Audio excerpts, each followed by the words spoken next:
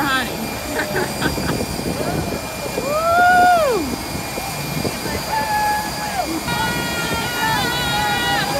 You would.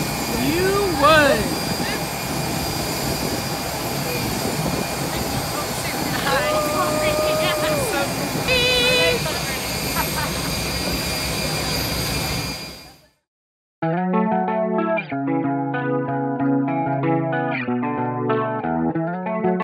Really excited to be here. You know, this was a season for us that began with a lot of expectations, really high expectations. Probably a lot of people saw this happening, but at the same point, this was a tough ride. You know, and this can be tough for anybody. But I think we're just, I'd say, excited to be here because I feel like this is a group that wants this opportunity and feels like we can potentially, you know, kind of hold our own and do some damage here at this point. We just compete hard every day in practice, and we all have the same mindset and goals, so that definitely prepares us and gets us ready for March.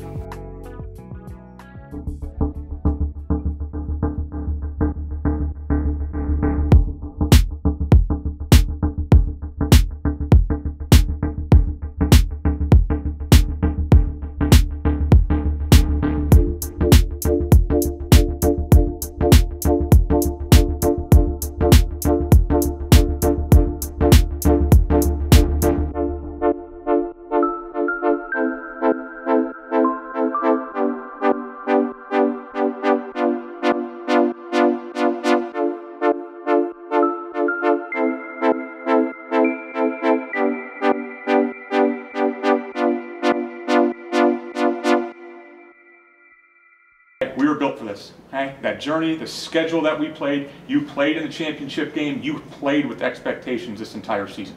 Hey, you knew how you would have felt if you didn't get here. Hey, you've done that hard part, hey, and now we go out and make plays.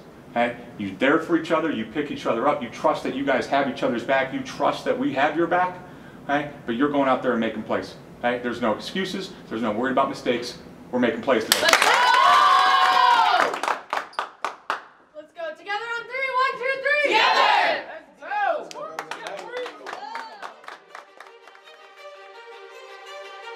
The first all-time meeting between Bucknell and Florida State. Florida State has won 15 consecutive first-round games in the NCAA tournament. Bucknell, they've never beaten a ranked team. They've never won an NCAA tournament game. A 12 seed is the highest in school history and in Patriot League women's basketball history. Bucknell, Florida State, 12-5 NCAA tournament first-round matchup. The ball's thrown up, and we're underway. Florida State controls the tip, operating left to right. 10 on the timer, backwards dribble for English, driving baseline, leads and scores! With 4 seconds left on the shot clock. On the right side of the key, Mack comes off his curl, top of the key, three, and it's in! 5-2, Bucknell lead. Mack at the top. Bounce pass to Slade, is funny in the lane, it goes 7-2, Bucknell leads Florida State. What a fast start for the Bison. They cap right wing three, oh, it's in for Abby Cap.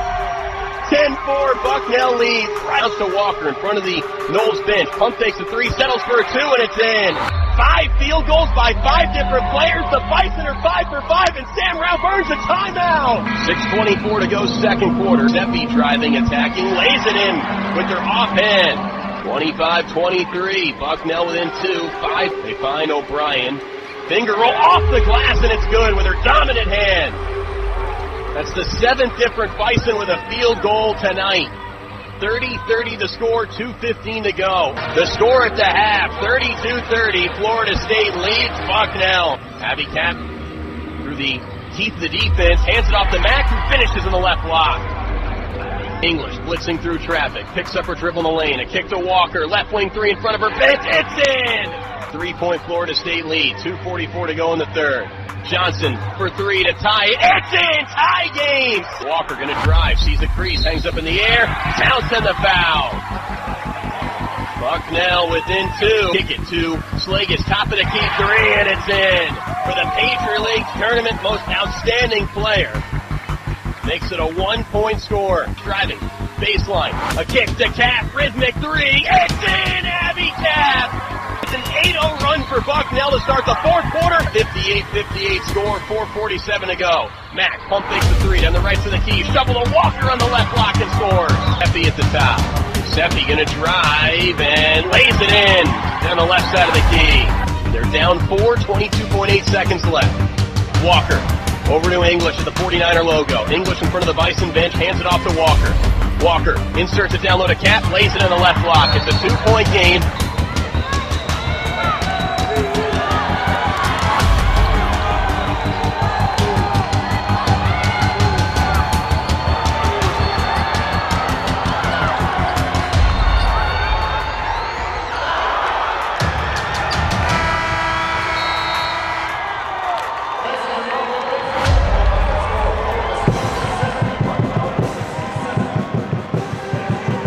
We'll just credit Bucknell. I mean, what a great game plan that they had, and just played like the champions of the Patriot League. I was really, really impressed and have a lot of respect for them. Yeah, I think it was an incredible experience, and I think when we sat there and we talked about, with our players, and I'll share it with you, the whole thing about, don't cry because it's over, smile because it happened. We cried in there because it happened. That was a special, special group. They allowed us to coach them hard. This is, when we talk about building everything and what we thought could happen when the potential of this team was 4 days like today. The schedule that we played, not, having that standard to hold them to. It was fun. It was a great process. We talk about the process a lot. But this was a special 8-9 months, and we'll talk, maybe it's banquet time before we talk about the seniors and what they've done over the 4 years. But just with this particular team, starting in July with the trip that we had, sometimes that can make it a longer season.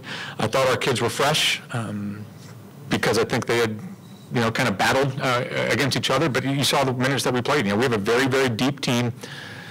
Played some of them a few extended minutes today, but I think they were fresh throughout the season, and that's a credit to the depth that we had all year.